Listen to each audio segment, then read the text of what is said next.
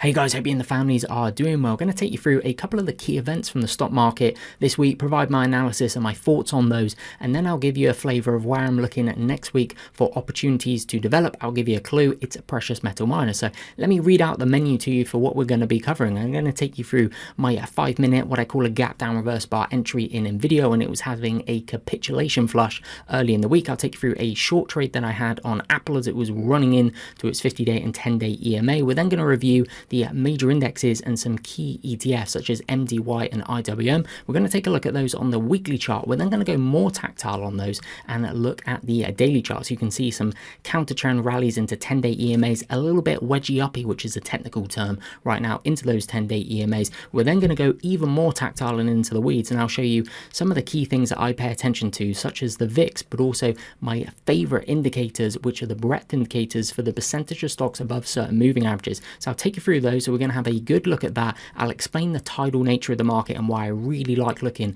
at these indicators, the percentage of stocks above 20-day moving averages, 50-day moving averages, and 200-day moving averages. We're then going to take a look at the US dollar and the US 10-year yield, because I think what's going on there, how they're failing into their downward sloping 10-day EMAs, could be very beneficial for gold and a lot of precious metal miners, which is the main area where I'm seeing a lot of opportunities set up for next week. So that's the menu, that's the order that we're going to be going through things. Before we get into it, I'll let you know that Market Surge are today's video sponsor. If you are interested in a discounted trial of Market Surge, then you'll find a link to that in the description and the comment section below. So here we go. Let's go gadget. So let's start off with Nvidia. So for me, it was a pretty tactical week where you had to be very nimble and be on your toes and just take advantage of opportunities as they presented themselves to you. So I like gap down reversal bars. I've spoken about those at length on the channel numerous times. I like it even more when you're getting it kind of a big capitulation flush. So let me explain what a gap down reverse bar is with a capitulation style flush. So what we've got here is the daily chart of Nvidia loaded up, and then I've got the 5-minute chart over here. So this is one of my favorite setups when I see it happening on a trading war on an intraday basis. You get the big flush. So Nvidia here is gapping down, okay, from the prior close, it's gapping down, okay, around about 14%. Down the lows here, it's down nearly about 15%. That is pretty darn significant. Now, you'll see that what I've done here is the first 5-minute dollar volume is circa $3.4 billion worth of stock exchange hands that we can see here. So if you just took an average there's around about 37 million shares traded, times it by an average of about $92.50, you get about 3.4 billion. That ain't retail traders, okay? That is the bigger boys and girls stepping up. What does it look like they're doing? To me, it looks like they're stepping up and they're buying a shed ton of Nvidia, while weak hands are panicking out, and there's a load of stop losses being here. People are panicking, capitulation, and it's the end of the world. This can happen, that's going to happen. And then what I gave even more weight to, go and look at a load of the other leading semiconductors, the Taiwan Semiconductor, Broadcom of the world, the Apples, the Amazons, the Microsofts, your FANG stocks, the QQQs, the S&P, like they were all doing this. Like for me, it was just classic. It was large operators just going, thank you very much. We're about to scare out a load of people, step up. And when they see the two things that they require above everything else, liquidity and perceived value, they step up and they buy a shed ton of it. So for me, this was an absolute no-brainer. So I took it there on the break of the 5-minute high, stop underneath the low, and it started acting just immediately, basically. So again, looking for those kind of inflection points where you just see a load of panicking, a load of sales, and then the bigger boys and girls step up and start buying a shed ton of it. So if you want to learn about 5-minute gap down reverse bars, go and pull up 5-minute charts for August 5th session and go and look at your kind of mega cap stocks, go and look at your major indexes, and those are kind of setups that I really like. Let me then take you through a short in Apple. So I took a short in Apple on Thursday the 8th of August. So again, you had to be a little bit tactile this week.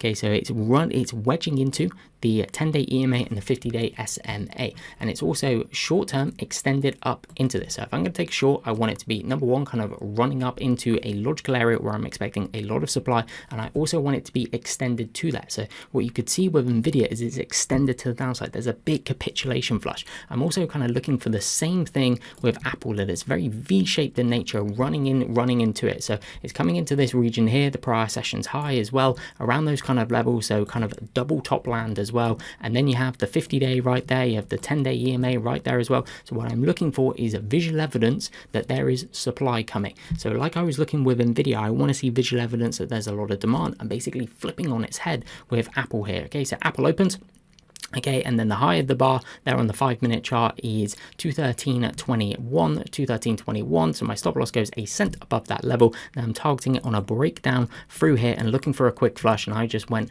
just 1 hour on this trade and then just covered it there as Apple just fell. Could I maybe be in a kind of a little bit better on this one with the trade management and just then kept part back and kind of played my stop loss, just moving it to the prior bars high, and then getting stopped out down here somewhere? Yeah, I just want it to be a nice quick flush, because you can see how quickly these things can then turn straight back around. Such is the nature of when volatility really starts picking up. So there are a couple of just intraday trades there, like gap down reverse bars, short there in Apple as well. Also, when I was buying Nvidia here, I was also buying a 5x leverage QQQ ETF, which was pretty fun, pretty volatile, that one, but acting well the position, because really wanted to take advantage of what we were seeing with just that capitulation style flush there. We'll come on to whether that's going to be the low or not in a few minutes time. I want to start here on the weekly chart. So benefit of the weekly chart just reduces a lot of noise, right? So for me, with kind of my Wyckoff background, I'm looking at a couple of things here, and I'm looking at, say, MDY, I'm looking at IWM, and then if we take a look at RSP, which is the equal weight S&P 500, so it takes out the skewing effect of the mega caps, we can do the same with the QQQE as well. What do you notice? Well, if you've got a bit of a Wyckoff background, you may be thinking, Facey Spring? Facey Spring ringing a bell to anyone? And then what you tend to see into a Wyckoff Facey Spring is it's really aggressive. So it's really aggressive. Is that an aggressive 4 weeks down for the equal weight triple Qs?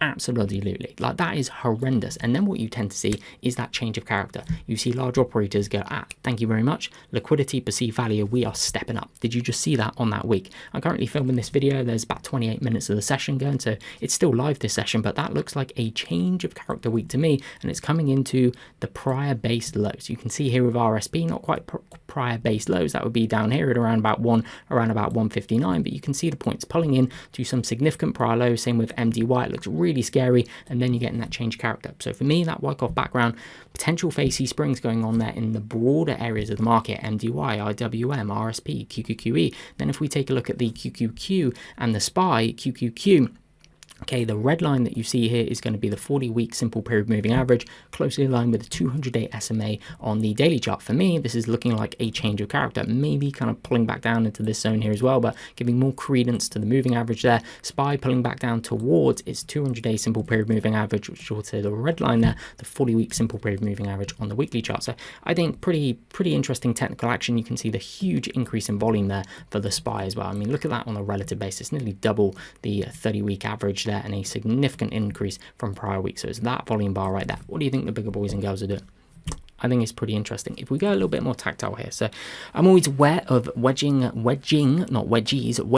counter trend rallies into downward sloping moving averages. What I'd like to see here, V-shapes are common in this market, but what I think would be better and potentially lead to more opportunities next week in the Nvidias of the world, the Broadcoms of the world, your leading semiconductor stocks, your leading software stocks, your kind of mega cap stocks as well, your Googles, your Microsofts, your Amazons, your Apples, so on and so forth, is some constructive high-low action for me.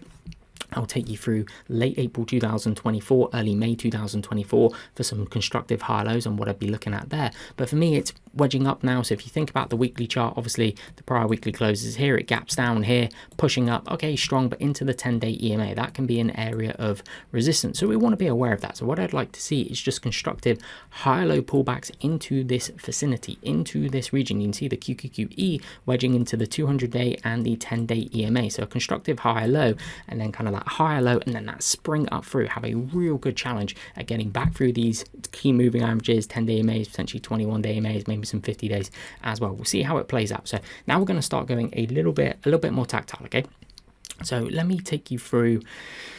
Let's go. You see, I'm kind of filming this one off the cuff a little bit, just trying to give you a couple of my thoughts, right? So I'm just going to start here actually before we start taking a look at some other things. So if you take a look here at the triple Qs, okay, this is the current price action. So 200-day SMA, gap down reverse bar. Look at the huge volume. I mean, big boys and girls are only doing one thing there. I'd like to see a high low forming in here. Maybe it pulls back down, retests high low, the 200-day SMA, and then has a go at getting through. In terms of the actual price action, what I'd like to see and what I think could lead to constructive opportunities is high low gap down reversal bars. So this here is a gap down reversal bar. I've spoken at length of these on the channel. So the prior close is here, and then it gaps down, opens here, reversal, pop in the volume as well, and then it puts in another higher low here. This time you get a shakeout to Martel. I don't know why I pointed to the wrong one.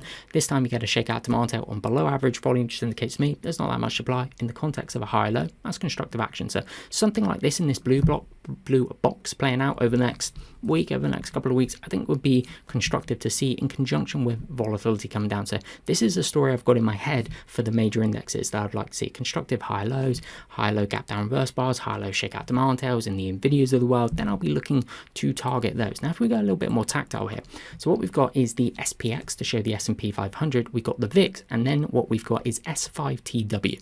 So this is the S&P 500 percentage of stocks above their 20-day moving average. So my favorite breadth readings, okay, my favorite breadth indicators to use are the percentage of stocks above the 20-day, the 50-day, and the 200-day for the NASDAQ 100, S&P 500, and the NASDAQ comp.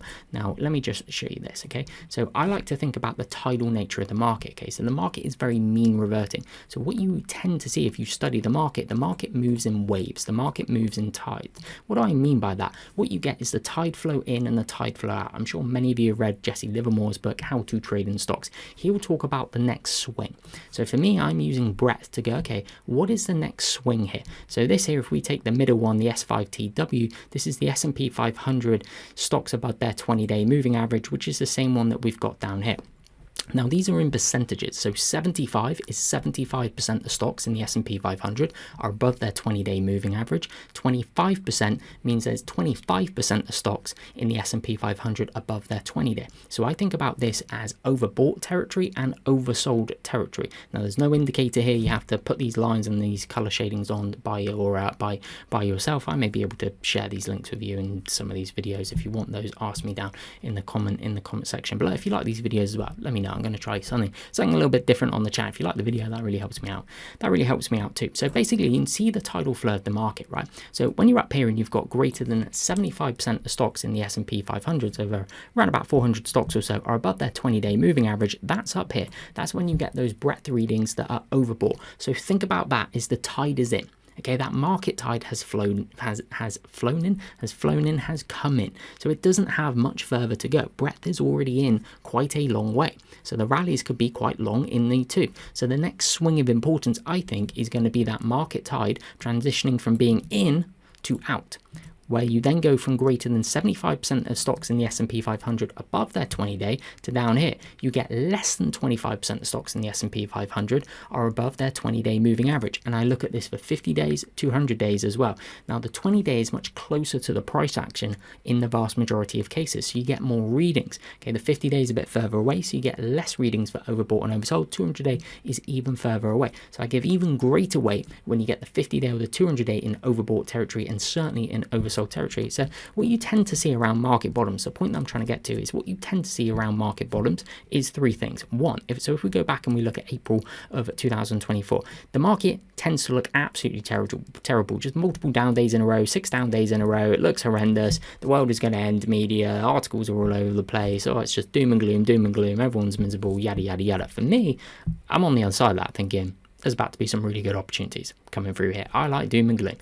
Give me all the doom and gloom you can possibly get when breadth readings are in oversold territory, and you'll find it quite interesting if you start understanding breadth. And I cannot stress this enough, the importance of how useful these indicators are, because you will also then be aware of narratives on mainstream media. What do you think the narratives are when breadth is overbought?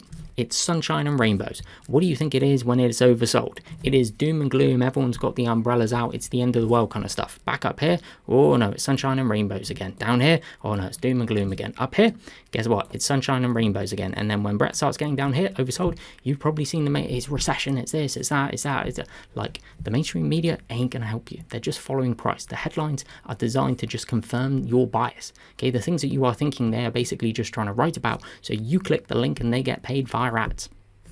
It's really that simple. So you need to be very aware of your psychology and the type of things that you are clicking on and your cognitive biases. So down here, 3 things that I'm looking for, okay, that you tend to see around market lows. Number 1, the indexes look horrendous. Number 2, you get a spike in the volatility. And then number 3, you get breadth readings going into oversold territory. So what's quite interesting right now is we have two of the 3 points. We have the indexes certainly down here, that kind of capitulation type flush looked terrible. We have a spike in the VIX. Now I'd like to see it now stay below 28. If it starts getting above 28 and trending, something much more sinister could be happening underneath the market. The third point though that we haven't seen as of yet is 20-day breadth readings for the S&P 500 go oversold. So something that I will be keenly watching next week is for 20-day breadth readings for the S&P 500, even better if it's 50-day readings as well, go into oversold territory. So that'll be the S5TW going less than 25%. Okay, less than 25% of stocks in the S&P 500 above their 20-day moving average. This is something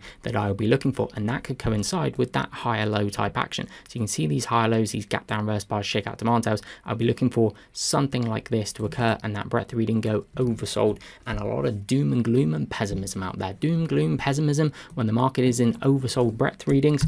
Oh, I like that a lot. I like that a lot. So this just gives you a better feel. So what we've seen is the NASDAQ 100 stocks above their 20-day transition from overbought to oversold. Okay, same with the NASDAQ comp, overbought to oversold. So remember, tide flows in, tide flows out. So this can help you if you're, say, a swing trader. You're primarily trading on the long side. If you go back and you kind of correlate when you were happy as a swing trader and when you were pissed off, angry, frustrated, I can bet with quite a high certainty that you were most happy when breadth was transitioning from oversold to overbought, and you were pretty pissed off and angry when breadth was going from overbought to oversold. And then guess what? You are happy again. And then over the last couple of weeks, you may have been pissed off, right? That an accurate reflection? I think it's probably an accurate reflection. So also, if you're a swing trader on the daily chart, this is then very, very useful information for you to have, okay? Because when you're up here and breadth is overbought, okay, breadth is overbought on the NASDAQ comp, the S&P 500 and the NASDAQ 100, the next swing is going to be where? The next swing is going to be breadth going out. And if you've been trading over the last couple of weeks, you can see how quickly that tide can flush out. That tide can just flow out. But as quickly as it goes out, that tide can come back in. So this will be key things to be watching next week. Let me take you through something else that is quite interesting. So we've got the US dollar as shown by DXY, which is currently, for me, in the context of a downtrend. Lower low, lower high, lower low, lower high, right? Same with the US 10 yield. Lower low, lower high, lower low, lower high, and counter trend bounce into the 10-day EMA and getting rejected. DXY supply shoot into the 10-day EMA, currently getting rejected. So if the DXY and the US 10 yield starts rolling back to the downside, and this is just a counter trend bounce and it's going to roll and make another lower low, dollar down, yields down, generally very good for gold. Now this is going to get into the area where I'm seeing the most opportunities currently developing for next week. If we get some constructive higher lows like I was just talking about in the indexes, okay, some gap down reverse bar higher lows, breadth going into oversold, that could lead to some pretty interesting opportunities in the likes of Nvidia in the world. Some of the leading semiconductor stocks, some of the leading software stocks, some other stocks may crop up as well, no doubt, in that list. But where I'm seeing the most interest right now for me, and certainly relative strength, and where is the real leadership in this market and what potentially has a lot of positive tailwinds for it, gold. Like, I can't think right now of the real kind of bearish case for gold. I think there are a lot of things in its favor. I think the kind of fundamental drivers are currently being corroborated with the technical strength that we are seeing. So we're going to take a look at GC here, the gold futures. Now I'm going to go out onto the monthly chart. We want to be aware of huge causalities. I've been doing this a little while, and I can't tell you when I've seen a cup and handle this big, this perfect, that I've been trading through, like in my kind of trading lifetime. Cannot tell you. Maybe you could go back 60 years, 70 years ago and go look at like the Dow Jones or something. You're like, wow, there's a massive base and it's 15-year base. But I mean, that was 60 years ago. This is present day. Like, this is very, very important. I'm sure many of you have heard like Peter Schiff's narrative or Jim Brickard's narrative for why gold is going to go to $5,000 an ounce, $10,000 an ounce. For me, I'd have to go, there needs to be an almighty base there.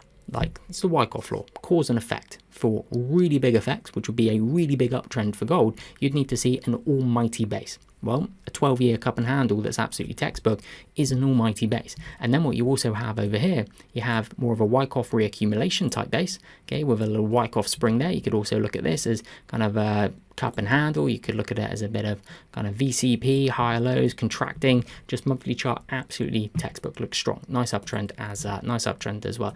Go on to the daily charts, we can get a little bit more tactile in it. So for me, maybe a little bit of change character going on for gold in terms of a positive sense. So we have previous resistance. Let's just put an absolute kind of price level on it. Let's call it 2400, 2450-ish, okay? Around about 2450. Let's just make this 2450 like this, okay? So what we've got is price trying to get through that level. It tries here, just fails. Runs up, turns around like this. Here, pokes its head, just gets smashed back down here. But what do you notice this time? Pokes its head above, comes back down, but is able to hold much better than on prior times where it just came back down pretty much to the bottom of the range. We see a shakeout demand tail, we see tightness along the 21-day EMA, the blue line, nice reversal here, getting pretty tight, and on a tactile perspective, maybe a little cup and a handle pattern, with this being a shakeout in the proverbial handle RS line, turning up quite nicely. So gold itself is looking very interesting, both on kind of the daily chart, but also when you get a little bit more macro, look at the monthly chart, think about some fundamental drivers for it as well. I think gold could look very, very interesting indeed. Then what I'm looking for is the precious metal miners, and specifically gold. I think gold looks a lot stronger than silver right now, so I'm more so focused on the gold miners from a technical perspective. That's also where I'm seeing the relative strength, a bit better earnings generally coming through as well for the gold miners. So these are some of the key ones that are on my radar. You've got GDX, which is the gold miner ETF, nice big shakeout demand tail. This bar here, what do you think is going to happen after this bar? Bearish engulfing candle saying, oh, it looks horrendous, it's going to go down, down, down. No. Just going to put in an inside bar. Just going to put in an inside bar. So I think that's really interesting when you expect something very bearish to happen and the stock, the equity, the ETF just goes, no. I'm just going to do the opposite. Okay, this tells me it's stronger than I thought it was. Inside bar and then just nice tight, what I call a little shakeout demand tail. You look at NEM, Newmont here, just building a nice pivot. You get a nice shakeout, build it out a little bit, kind of maybe quasi cup and handle. Precious metal miners, you've been trading longer than 2 weeks, you'll know these things are a bit choppy. These things like to mean revert. So this is not uncommon the way they kind of flash down like this and then potentially set. You get this in the middle of the base. So big shakeout there, big shakeout there. I think this is a pretty constructive base. Pivot forming, high 40s. So this is going to be on my radar. There's now 13 minutes left of the session as I'm filming this. Look how this volume is drying up. Same with Eldorado Gold. Look how this volume is drying up. I mean, the volume is just drying up. These things look pretty darn interesting for next week. Kinross Gold, shake out there, and then just tightening under the key moving averages. AEM, shake out perfectly off the 50, then just building a little tight pivot there. Look at Alamos Gold, one of the stronger ones. Nice big shake out. Look at that coming through, and then just building a pivot in here. Eldorado Gold, shake out on the 50. Here you just think, oh, it's lost the 50, it's going to go down. No. Just an inside bar, and then look how it's starting to tighten up. Look how the volume is drying up. So precious metal miners are going to be the highest on my radar, certainly for early next week. It seems like Monday and Tuesday, these are probably some that I'm going to be looking to target. I'll dial it in, try and focus on what I think are the leaders, both from a technical perspective, so that's applying the concept of relative strength. So again, relative strength, not my opinion, not your opinion, the opinion of the market. What does the market think are the strongest precious metal miners right now? Bringing in a bit of the fundamentals. I'll be using the likes of market search, looking at the earnings, looking at themselves, looking at the EPS estimates. What do I think are the strongest there? Trying to marry those up. But this is going to be a key area of focus for me next week. Precious metals, precious metal miners. Potentially we get some oversold readings on 20-day readings, 50-day readings in terms of moving average breadth for the S&P 500, the Nasdaq 100, Nasdaq Comp, with some constructive high lows, both in the major indexes. The key ETFs I was showing you, like MDY, IW, IWM, your leading stocks like your Nvidias of the world, your really high quality institutional stocks. Do we see the footprints there? So I think it's setting up to be a pretty interesting week next week. Thank you very much for watching, guys. If you have any comments or questions, let me know down in the comment section below. I'll do my best to reply to you. Thank you very much for supporting the channel. As always, if you like these videos, please like them. If you're not subscribed, consider subscribing for more like this, and I will see you in the next one.